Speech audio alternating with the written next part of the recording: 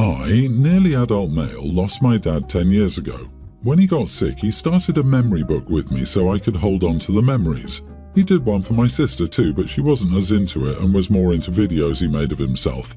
But for me, the memory book was everything, and I continued adding to it after he died. I would add any memory I had of my dad or our family. Sometimes something came back when I found a random photo or something.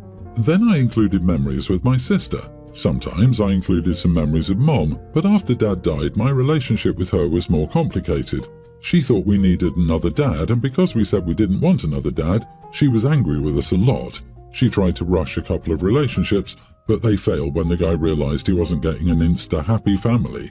5 years ago, my mom met her husband John, and they merged families. John was a single dad of 3 kids. Technically, he has 4 kids, but one is not in his life.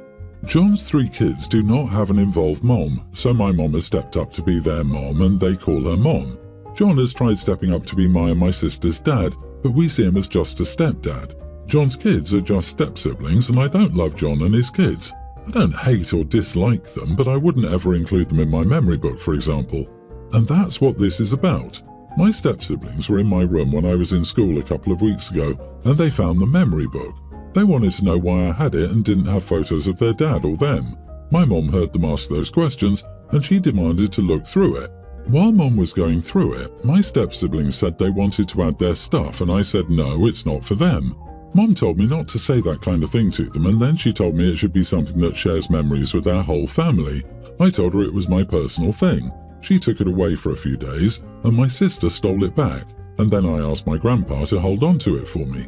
Mom and John sat me down and said it's unacceptable to have a memory book that's clearly about my family when I don't include my whole family.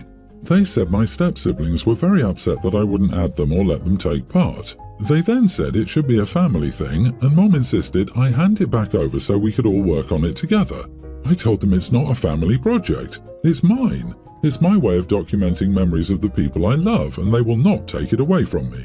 John was angry and said, "Oh, so it's like that, so you don't love us." Mom told me she and John had the right to decide what was or wasn't a family project, and once it's in their home, that's their decision. She also told me I was disrespectful for talking back. They also told me it was time to man up.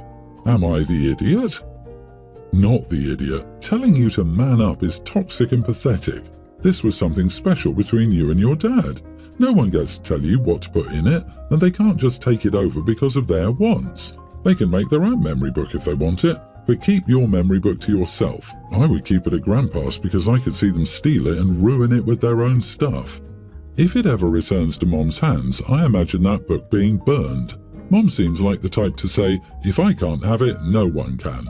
I will never for the life of me understand why surviving partners try to erase their dead partners like this. She could have easily said, let's do another with this family and we can all add to it as we go. But they had to be idiots about it.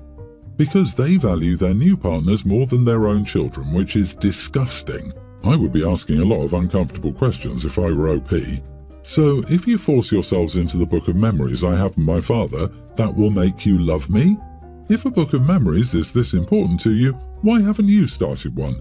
Are there any other possessions of mine that you would like to help yourselves to?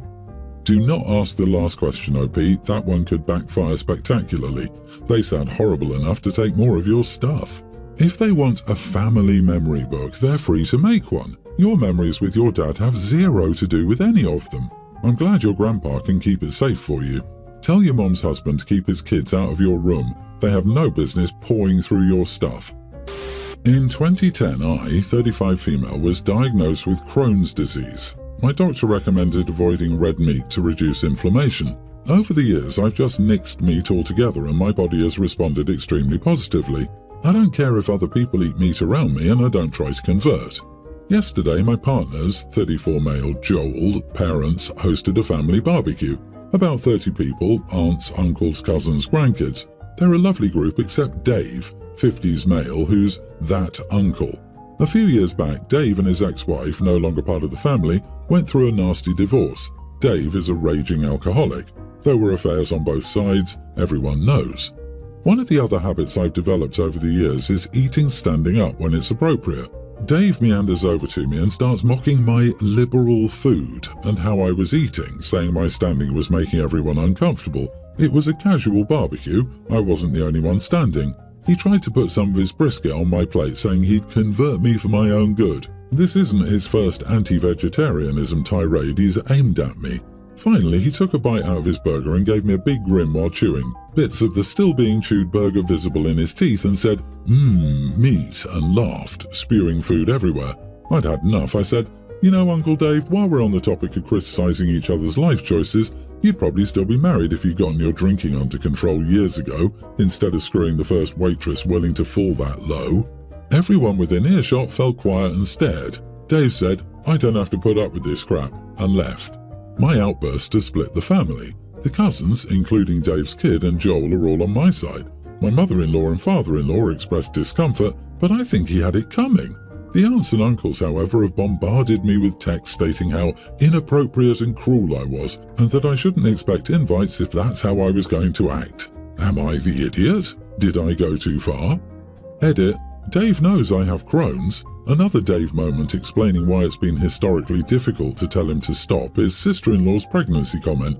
As much as I'd want to be the bigger person, I'm also not convinced a civil explanation would ever work on this man. Historically, knowing he's bothering a person when they calmly ask him to stop just eggs him on further. When my sister-in-law was pregnant, he brought up her weight, saying she was really putting it on. My sister-in-law is naturally very petite and didn't gain much weight throughout her pregnancy. Her husband asked him to stop and he laughed in his face and said, "It was just a joke. I'll stop. I wouldn't want her to get mad and sit on me." They left in a huff, and for the rest of her pregnancy, he referred to them as Jonah and the whale, and would just laugh when people told him to knock it off. No one knows how to deal with this person, and anytime one of the cousins says, "Why do we still invite him?" the response is always, "He's family." No, it wasn't my best moment at all, I can't deny that, but you are not the idiot. As much as this man is clearly insufferable, Jonah and the whale has me howling with laughter. He was extremely nasty and rude to you with absolutely no reason or excuse other than enjoying being a bully. This is a perfect case of someone being unable to take what they dish out.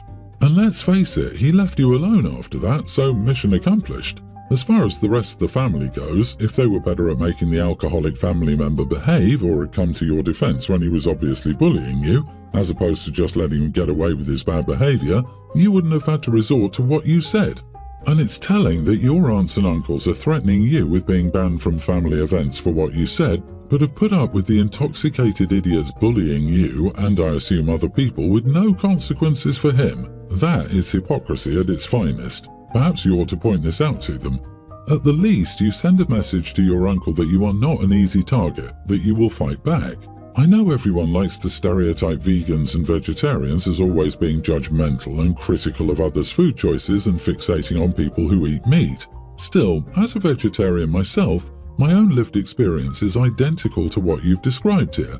I never comment on what others eat, but I have received countless unsolicited comments and even full-on lectures about what I eat, and it's beyond obnoxious. I agree with your father-in-law and mother-in-law. Uncle Dave had it coming, and he got exactly what he deserved. Growing up, my husband and I were both the weird kids with no friends. I was a bookworm who talked too much. He was a class clown that people found annoying. We grew up, met and married after 2 years of dating. We're both in our late 20s. While my childhood wasn't great without close friends, I'm not desperately yearning to revisit that time. I have friends and we talk once every few days, and we see each other in person every couple of months. We live pretty far apart. My husband, on the other hand, is or was looking for ride-or-die friends.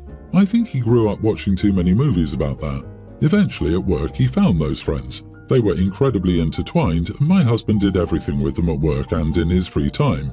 I tried to warm up to them, but they were immature and dramatic, and they all dated or broke up with each other. As time went on, my husband spent less and less time with me. I was lucky if I saw him once a weekend. I tried to have an intervention, but apparently these people were fulfilling his deep need for that close friend group, which I couldn't provide. And I can't lie, he was happier than he'd been in a long time. Sometimes you have to choose your spouse's happiness over your own. Recently, my husband has commented that he misses or wants to spend time with me. I think it's because his friend group is not meeting that often. This weekend, my husband wants to go on a date. However, I already have plans. I'm going to the zoo alone. My company had free tickets and I snagged one. My husband is very sad that I'm not willing to cancel my plans to spend time with him. I told him I'm not a distraction or a backup plan in case his friends can't hang out with him. I'm going to the zoo and I'm going to enjoy myself. Am I the idiot? Edit, I asked him if he wanted to go in January. These were limited corporate weekend tickets. He said no, he would be doing something with his friends. That's part of why I don't want to buy him another ticket. I don't want my nice day alone to be ruined by someone who's only there because his friends aren't available. It just ruins the mood. I would be happy if he actually planned a date and invited me to do something instead of trying to make me cancel plans I'm looking forward to. Not the idiot. He put his friends before you for a long time. It's nice he wants to go on a date now, but because of his behaviour, you no longer count on him for the weekend. He can wait another week instead of being so dramatic about it. You waited many weekends for him while he spent time doing other stuff. Yeah, he can ask you to go on a date later. His not being understanding or considerate of your plans isn't a sweet gesture. He went out and lived his life. Did he expect you to just be waiting for him when he was done? I do wonder though, why are you still in this marriage? This doesn't sound like a marriage at all. You guys are estranged roommates at best. Why not just call an attorney and make it official? Yeah, as a woman who chose to be solo for life a few years ago, I was frustrated while reading this. I'd rather be solo and have friends and do stuff alone than be the plan B or backup for the person who's supposed to put me first. OP, enjoy the zoo. He can suggest another time for the date that works for both of you. I discovered my wife's cheating about 6 months ago. For context, I used to be polyamorous before I decided that I wanted to get married. I'm not very hurt by her cheating. If she asked me before to open the relationship, I would have offered her divorce and for us to live as boyfriend and girlfriend, and we could have explored a polyamorous lifestyle together. I definitely do not want to be married in a polyamorous situation. There are a lot of legal and financial entanglements that are difficult to sort out when you're married and poly. So I asked for divorce as soon as I found out about her cheating. I don't want to know why she cheated. I don't want to know the details. I just want a divorce. I don't like liars. We have a 1-year waiting period before we can proceed with the divorce, so we're stuck in the same house. I don't want to leave and neither does she. I also started dating a week after I told her I wanted separation because I desired intimacy, and having intimacy with her was out of the question. My soon-to-be ex-wife has been working to show me that I can trust her. She's signed up for individual therapy. She's put a lot of effort into herself in the past few months. She wanted to attend couple counselling, but I don't want to waste time and money. I want to cultivate my relationship with my girlfriend, whom I've come to like very much. I see a future with her. She is kind and sweet. I recently started a discussion with my wife about rules regarding introducing my girlfriend to our kids and whether she would like to meet her. She was very mad and unloaded on me that she was doing hard work to fix her issues and I didn't see it. I see it, but I don't see how that changes anything. Then she asked me about my girlfriend and my plans with her. I told her that I think we have a good connection and I can see myself marrying her in the future. I feel she's going to be a good influence on the kids. She's been giving me the silent treatment. Am I the idiot? Everyone's the idiot here. She cheated and her efforts to make amends don't mean she can undo the damage she did. She needs to understand that and accept it. But dude, 6 months into a separation and 5 months, 3 weeks into a new relationship is way too soon to be thinking about introducing your new girlfriend to the kids. Their lives are already being turned upside down by the divorce, especially while their parents are still living together. Seriously, what the heck? You don't have to protect your ex's feelings, though while you're living together and co-parenting, you could probably be a little less hurtful. Still, you do need to put your kids ahead of yourself. Let them process the divorce before you bring another woman into the picture. I honestly might be more disgusted by your selfishness regarding your kids than I am by her cheating, and that's saying something. Yeah, it must be confusing as heck for the kids, and then horny dad throws a girlfriend in the mix. Like so many cheaters, she realized she imperiled her good thing and is trying desperately to get that security back. No one owes a cheating partner forgiveness or any attempt at reconciliation or closure. Good on the soon-to-be ex-wife for getting into therapy, but just because she wants to save the marriage doesn't mean he does, and he's not obligated to do so. But don't bring someone new around the kids until you live separately.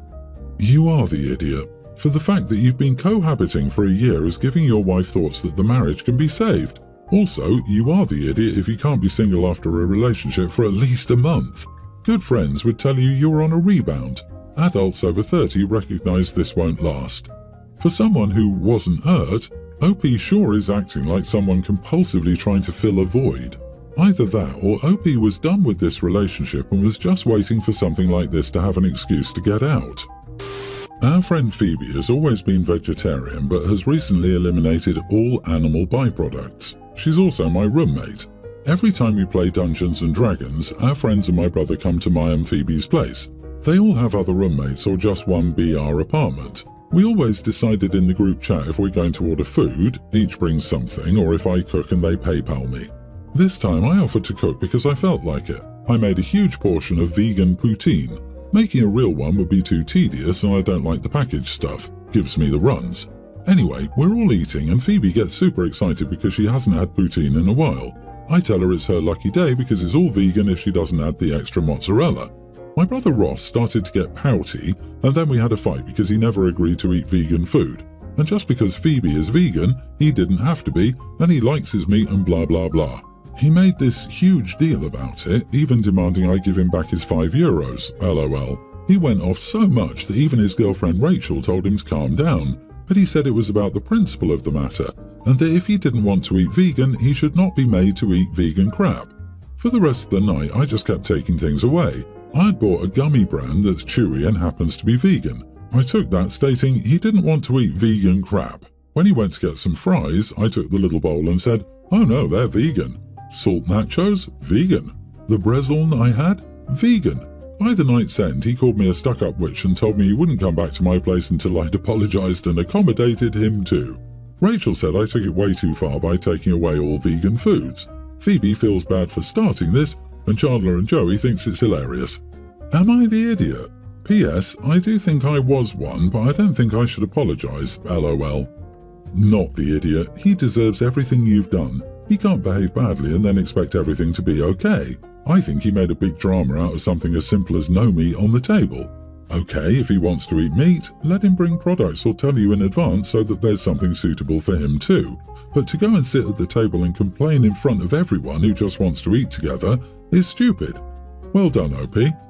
Everyone's the idiot here, but honestly, I would have laughed along with Joey and Chandler. You provided food for the whole group, so your hosting is fine. A vegan cheeseburger needs to come with a warning, but I wonder if vegan poutine needs a warning if the cheese is an add-on. Fry oil can be totally vegetable and a good gravy can be made 100 different ways. I'm hardly a poutine connoisseur though. He was the idiot for calling it out in such a toddler tantrum way. Where I get to everyone's the idiot here is in your continuing to remove every vegan food he eats, even if it is just vegan by nature. I would have delivered each new food with the sarcastic, "Vegan food alert." I guess that would have made me the idiot too.